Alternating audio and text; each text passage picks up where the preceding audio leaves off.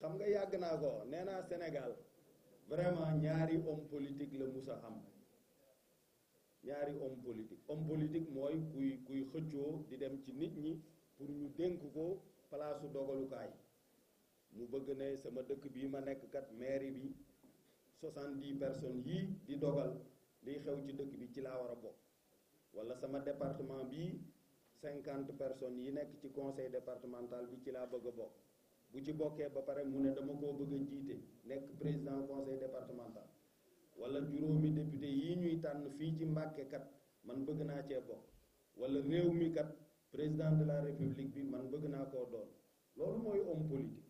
ñi ci des ay fonctionnaire politique lañu premier ministre ak ministre ak ñooñu ñëpp dañuy gunge rek homme politique bu ko neexee mu nommé leen bu ko neexee mu dàq leen donc homme politique dafay def lu neex askan wi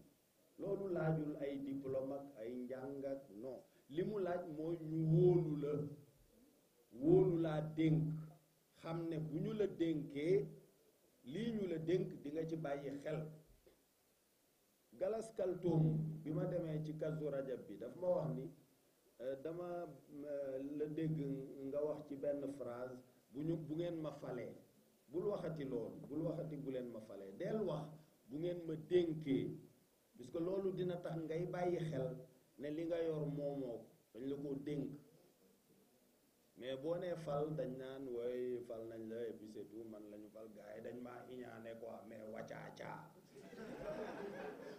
non c'est pas ça